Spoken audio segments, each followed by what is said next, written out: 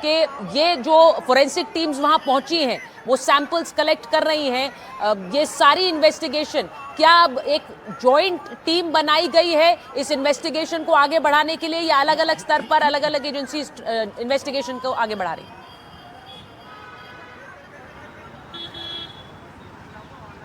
देखिए, एक बड़ा अपडेट इस पूरे मामले में आया है। बड़ा अपडेट यह है कि दिल्ली पुलिस ने यहाँ से लेकर जहाँ से गाड़ी दिल्ली में एंटर हुई है उसके पूरे रूट की सीसीटीवी फुटेज को चेक किया है, सीसीटीवी फुटेज की मैपिंग की है और बड़ी जानकारी निकलकर सामने आ रही है कि गाड़ी बदरपुर बॉर्डर से दिल्ली में दाखिल हुई है। और ये बड़ी जानकारी निकलकर सामने आ रही है कि बदरपुर बॉर्डर से गाड़ी दिल्ली में दाखिल हुई है। तो क्या गाड़ी बदरपुर बॉर्डर से होते हुए जो रिंग रोड है, क्या वहाँ से यहाँ पर पहुँची है, इसको लेकर लगातार जो जांच है वो चल रही है।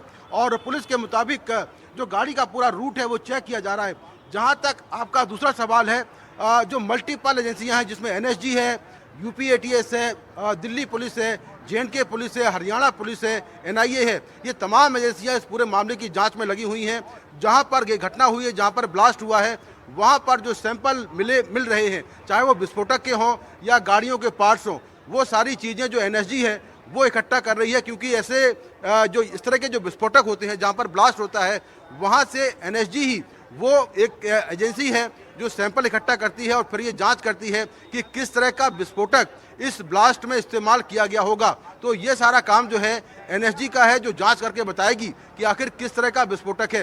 लेकिन उसके अलावा जो बाकी राज्यों की पुलिस है या एनआईए है, वो इस पूरे ब्लास्ट की कॉन्स्पिरेसी की जांच कर रही है कि आखिर इसके पीछे कौन है, क्या ये कोई फिदाइन हमला है। इसको लेकर तमाम जो एजेंसियां हैं वो जांच कर रही हैं। लेकिन बड़ा अपडेट ये मिला है कि जो I-20 गाड़ी में ब्लास्ट हुआ, जिस गाड़ी में ब्लास्ट हुआ, वो गाड़ी दिल्ली के बदरपुर बॉर्डर से दिल्ली में एंटर की थी और कल ही फरीदाबाद में जिस तरह से विस्फोटक पकड़ा गया है, तो सवाल ये होता कि गाड़ी क्या फरीदाबाद से चलकर दिल्ली के बदरपुर बॉर्डर होते हुए दिल्ली आई थी, ये बड़ा सवाल है। तो इन तमाम सवालों के जवाब दिल्ली पुलिस तलाश रही है, जांच कर रही है। और इतने सारे एक्सप्लोसिव से लदी हुई गाड़ी, मुकेश जो बात बता रहे हैं सुमित, अगर ये गाड़ी फरीदाबाद से दिल्ली पहुंची है और इतने एक्सप्लोसिव के साथ लदी हुई, जिससे इतना बड़ा धमाका हुआ, जिसका इम्पैक्ट हम देख रहे हैं, तो ये भी एक चिंता का विषय है, सवालों का विषय है।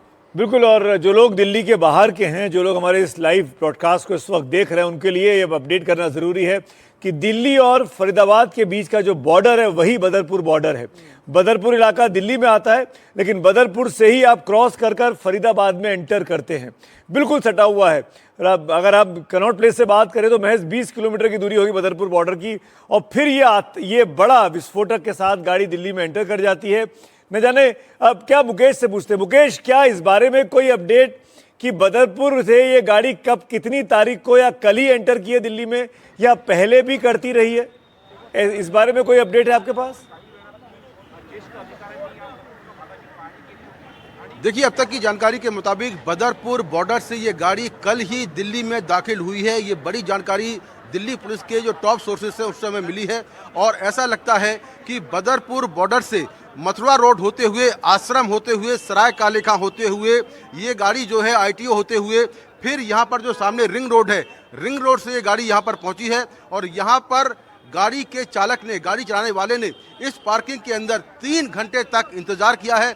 और शायद उसने सही समय चुना जब लाल किले के आसपास भीड़ ज़्यादा होती है और शाम को 6:52 पर यह धमाका हुआ है। तो शुरुआती जांच में ऐसा लगता है कि जो उमर मोहम्मद है, जो कि कल फरीदाबाद से मिसिंग हुआ था, शायद वो गाड़ी चला रहा था और ये एक फिदाइन हमला हो सकता है। मुकेश, एक बात और बताइए, कल आप साफ होगा कि क्या उमर मोहम्मद जी, कल आप बता रहे थे मुकेश अपने इस कवरेज के दौरान कि पुलिस ने कहा एक इंपॉर्टेंट चीज की, जहां ब्लास्ट हुआ उसके नीचे गड्ढा नहीं हुआ।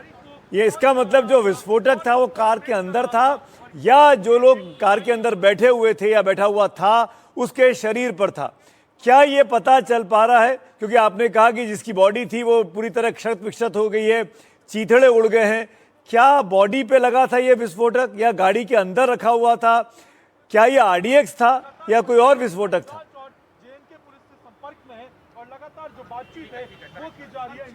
देखिए, अब तक की जांच के हिसाब से ऐसा लगता है कि जो विस्फोटक था वो गाड़ी के पिछले हिस्से में रखा हुआ था और जो ड्राइवर था वो आगे बैठा हुआ था।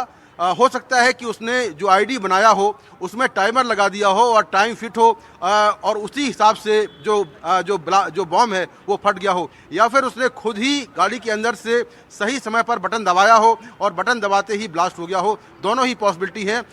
लेकिन गड्ढा ज़मीन पर नीचे इसलिए नहीं हुआ क्योंकि गाड़ी के अंदर ब्लास्ट हुआ, तो उसका इम्पैक्ट था वो गाड़ी के ऊपर पड़ा और ज़मीन पर नहीं पड़ा। अगर ये ब्लास्ट नीचे रखे हुए बॉम्ब में होता तो शायद ज़मीन पर गड्ढा ज़रूर होता, लेकिन ये तय है कि गाड़ी के अंदर जो बॉम्ब रखा हुआ था, जो इसमें ब्लास्ट हुआ है, उसमें एक्सप्लोसिव यानी कि विस्फोटक काफ़ी ज़्यादा था, इसीलिए उसका इम्पैक्ट करीब 200 से 300 मीटर के दायरे में हुआ। जहां पर ये ब्लास्ट हुआ वहां से मेट्रो स्टेशन जो है लाल किले का, उसका जो गेट है वो काफ़ी दूर है और उसके गेट के शीशे भी टूट गए। जो लोग वहां पर सड़क पर चल रहे थे या गाड़ी के अंदर बैठे हुए थे, उनके शरीर के चिथड़े उड़ गए।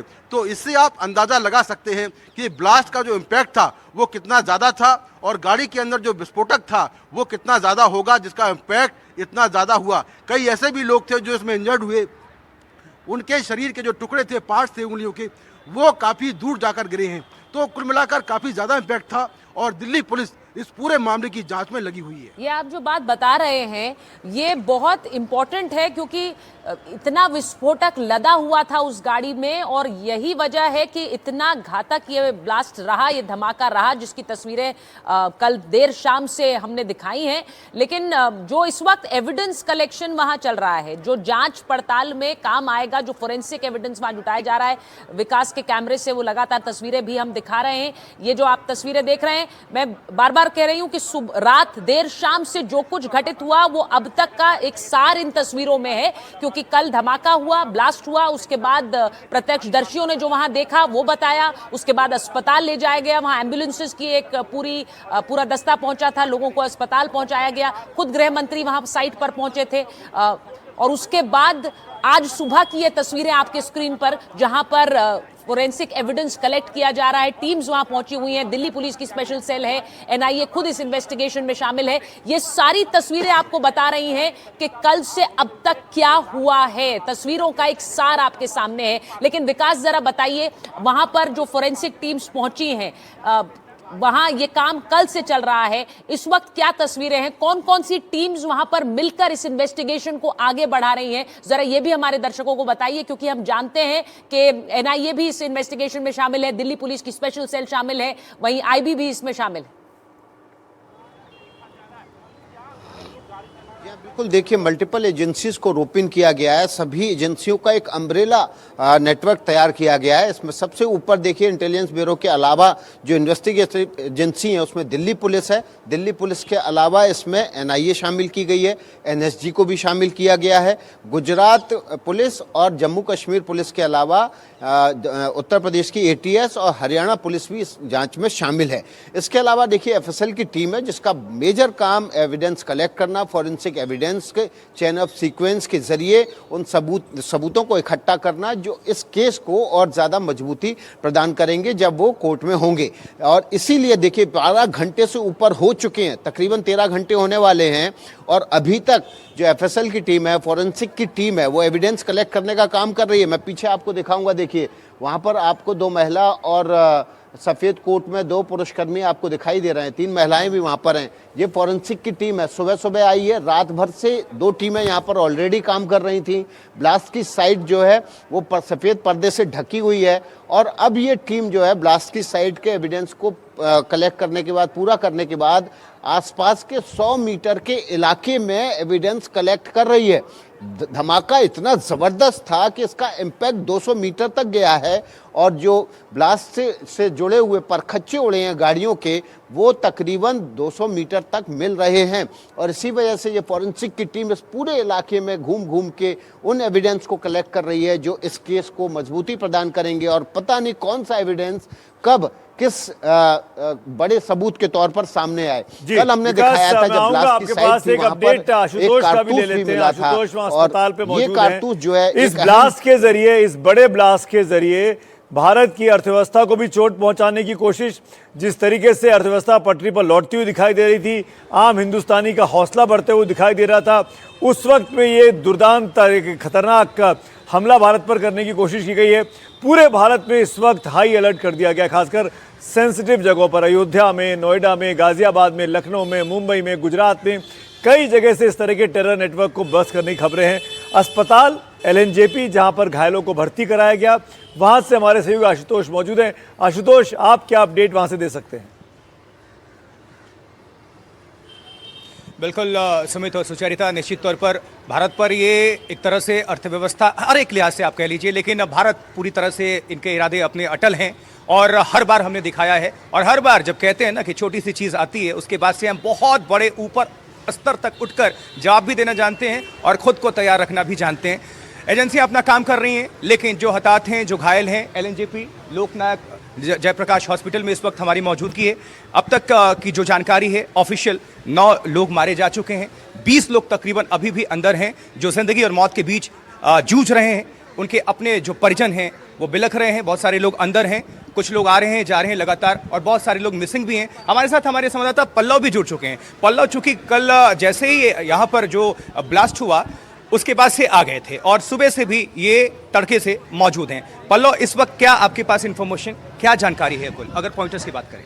देखिए आशुतोष, अगर अभी की बात करें तो मुख्यतः जो लोग घायल हैं उनके लिए यहाँ पर पूरा इंतजाम किया गया, व्यवस्था किया गया, हेल्पलाइन नंबर जारी की गई है। और सबसे जो दिक्कत यहाँ पे मिल रही है वो ये दिक्कत है, कई लोग ऐसे हैं जिनको ठीक से जानकारी नहीं मिल पा रही कि उनके परिजन कहाँ हैं, जीवित हैं कि घायल हैं। अगर घायल हैं तो कहाँ एडमिट हैं, उसको लेकर आपने कुछ समस्या देखी होगी, आपने कुछ लोगों से बात भी की है, वो एक बड़ी समस्या आ रही है। बाकी जो लोगों की मौत हुई है उनको धीरे धीरे जो डेड बॉडी है वो उनको सौंपा जा रहा है और लगातार जो दिल्ली पुलिस की टीम है वो यहाँ पहुंची। कुल कितनी डेड बॉडीज अभी तक परिजनों को सौंप दी गई?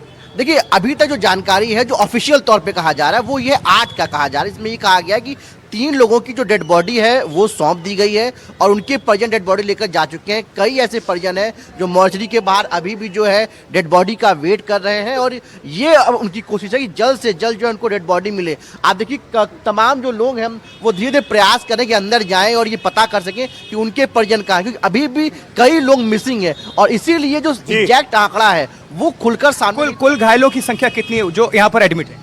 देखिए, टोटल 28 लोगों को कहा, जिसमें कहा जाए 8 लोगों की अभी तक पहचान नहीं हो पाई है। ये कहा जा रहा है करीब जो है जो 12 से 13 लोग हैं। महत्वपूर्ण जानकारी है, एक एक चीज की जानकारी हम आप तक पहुंचा रहे हैं।